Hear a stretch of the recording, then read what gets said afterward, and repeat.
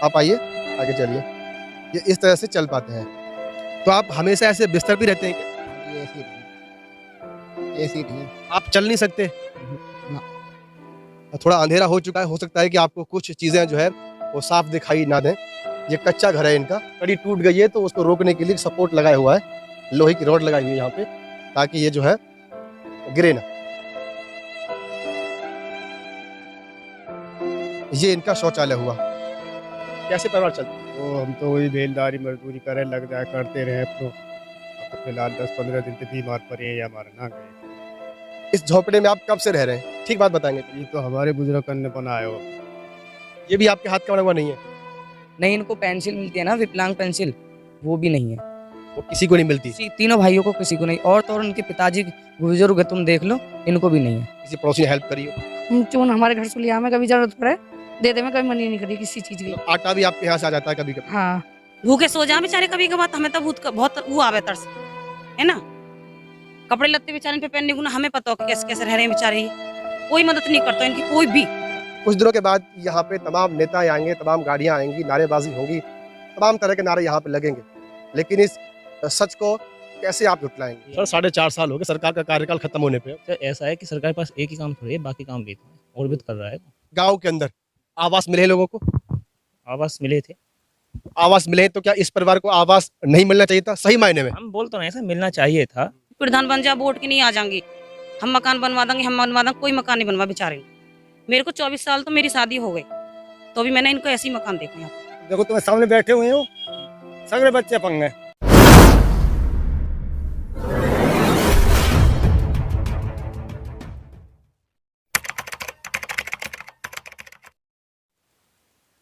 दो 2022 का चुनावी माहौल जानने के लिए निकले हुए थे।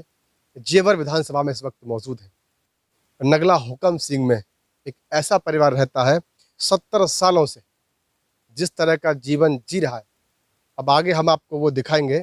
वाकई में आप सोचने पर मजबूर हो जाएंगे, आप हैरान हो जाएंगे कि आज़ादी के इतने सालों बाद भी और इस तरह की तकलीफ़ों में ये परिवार जी रहा है। तो सबसे पहले हम सीधे मुखिया जी से ही बात कर लेते हैं एक बार। सर क्या नाम हुआ आपका? चंद्रपाल। चंद्रपाल जी। कितनी उम्र सर आपकी? उम्र तो मैं तो अनपढ़ हूँ, वो तो अंदाज ऐसा है एक लमशम 45 तो होगा, 50? 45-50 से ऊपर हूँ। कितनी उम्र है आपकी? अच्छा अच्छा। तो कितने बच्चे हैं आपके? बच्चे फिलहाल 3 है। 3 बच्चे हैं। चलिए अब बात जब 3 बच्चों की हुई है तो पहले बच्चों से भी अगर मिल लेते हैं। भैया क्या नाम हुआ आपका? अर्जुन। अच्छा अच्छा।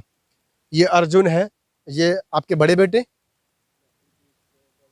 अच्छा, ये मझले हैं और ये चल नहीं सकते, और चलते हैं तो कैसे चलते हैं वो एक बार दिखा देते हैं। थोड़ा एक बार भैया चल के दिखा दोगे हमें? एक बार देखें आप आइए, आगे चलिए। ये इस तरह से चल पाते हैं। ये आपके बड़े बेटे? अच्छा, क्या नाम हुआ आपका? भूपेंद्र मेरा नाम। भूपेंद्र। तो आप हमेशा ऐसे बिस्तर पे रहते हैं क्या? हाँ जी, ऐसी रही, ऐसी रही। आप चल नहीं सकते? ना, तन मन चले ना, हमें चलने में कभी और आपके तीसरे बेटे? अच्छा, चल सकते हैं वो? अच्छा, पैर में उसके भी दिक्कत है। तो हमारा इस परिवार के बीच में आने का जो मकसद था, जो उद्देश्य था, वो हम आपको बता देते हैं। देखिए, केंद्र और राज्य सरकार की तमाम आवासीय योजना आज़ाद भारत में आई, लेकिन इस घर का नंबर कभी नहीं आया। अब वो क्यों नहीं आया, वो भी यहाँ के 1-2 पड़ोसियों से भी हम लोग जो है बात करेंगे कि आखिर वो क्या वजह है। और एक बार घर को मैं दिखा दूं पहले। ये इनका घर है। एक बार आप छत को देख लें पहले, थोड़ा छत दिखा दें एक बार।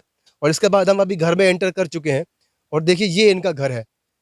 थोड़ा अंधेरा हो चुका है, हो सकता है कि आपको कुछ चीज़ें जो है वो साफ दिखाई ना दें। ये कच्चा घर है इनका। थोड़ा अंदर आएंगे भैया, थोड़ा कोशिश करता हूँ मैं।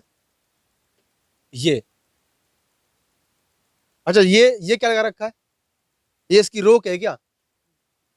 देखिए इसको लकड़ी का कड़ी बोलते हैं, कड़ी टूट गई है तो उसको रोकने के लिए सपोर्ट लगाया हुआ है, लोहे की रॉड लगाई हुई है यहाँ पे, ताकि ये जो है गिरे ना।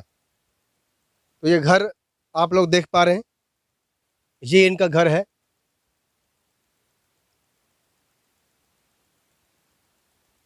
यूपी के गौतम बुद्ध नगर विधानसभा जेवर के अंतर्गत नगला हुकम सिंह इस गांव का नाम है।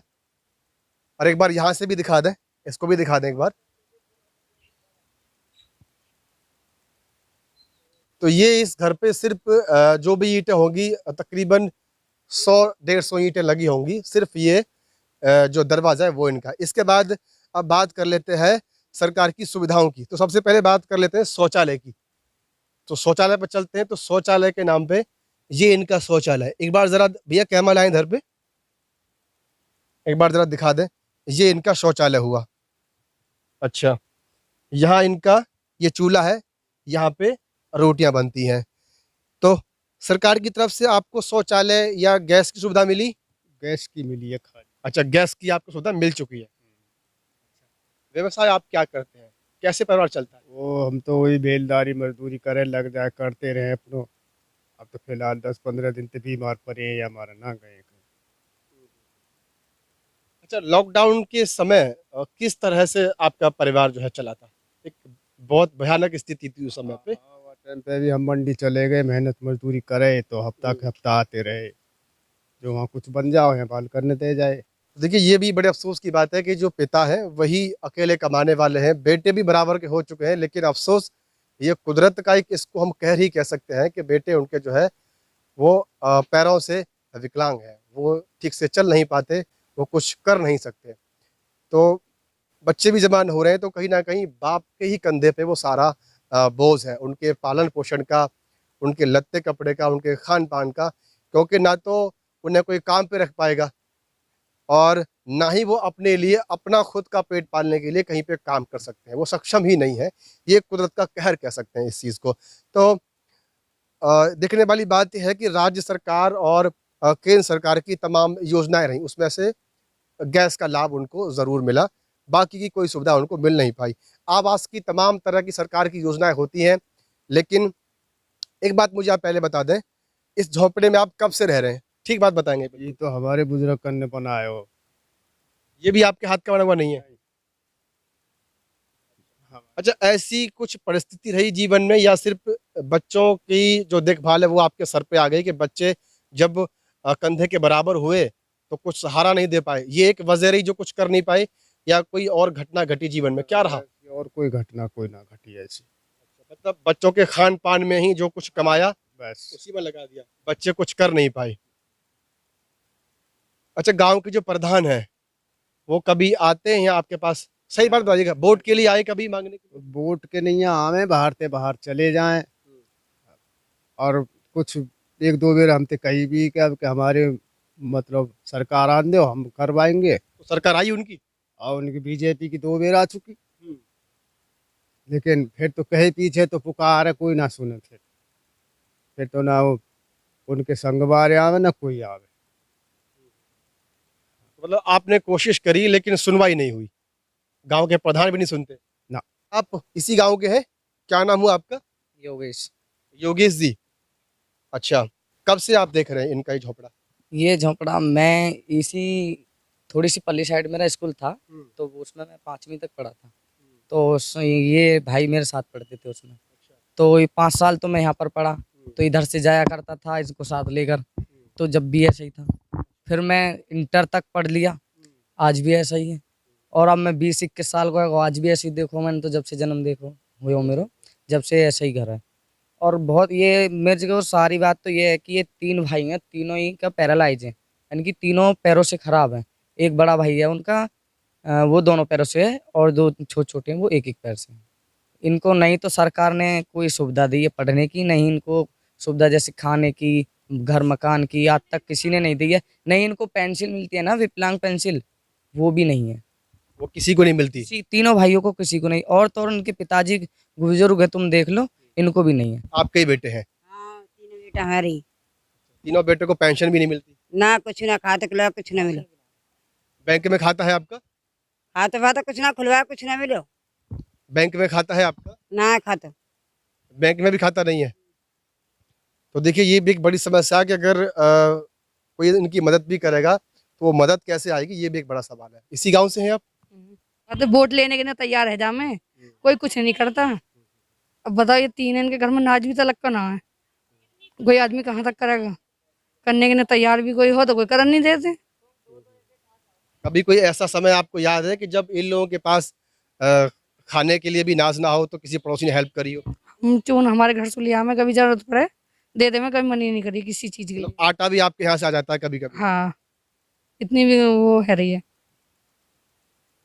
तो देखिए ये हम आज़ादी के लगभग 75 साल बाद की तस्वीरें आपको दिखा रहे हैं कि जो है, आप इधर आ जाएं एक बार। क्या कह रहे थे? ये हमारा जो गांव है ना, प्राधिकरण ने पिछले 10 सालों के शहरीकरण में घोषित कर दिया है। अच्छा। शहरीकरण में घोषित करने के बाद नहीं तो यहाँ के रास्ते सही हैं और घर मकान तुम देख ही रहे हैं फिलहाल इस तरह है।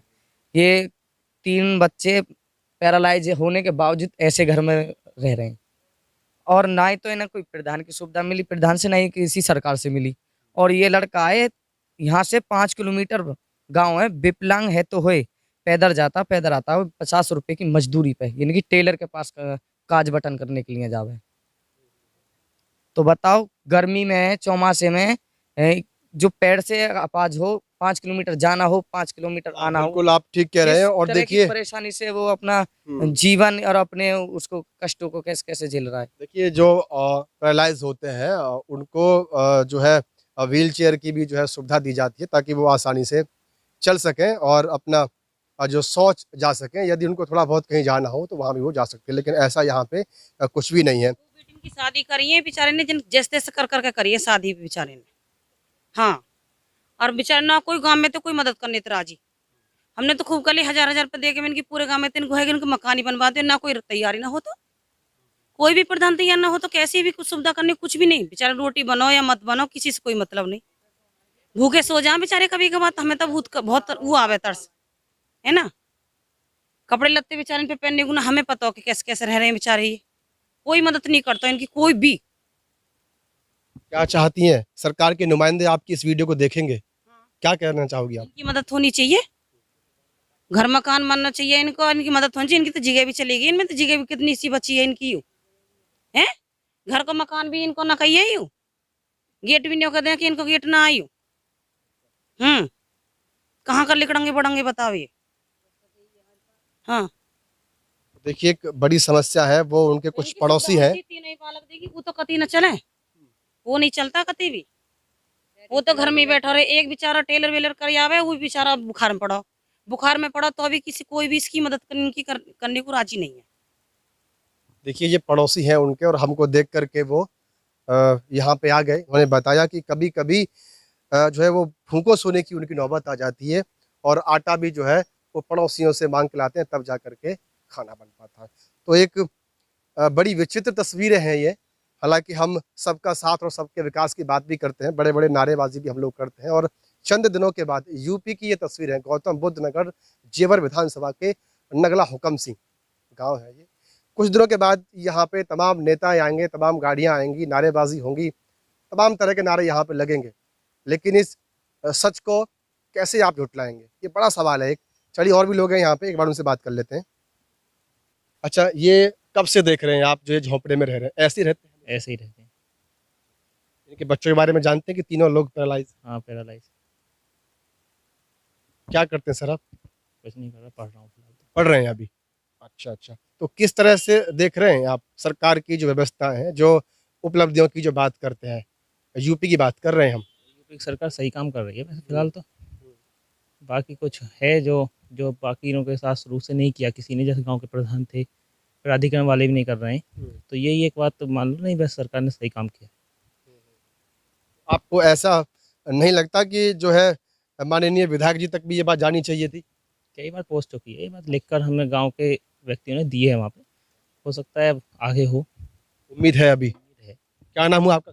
शेखर से बात। शेखर जी।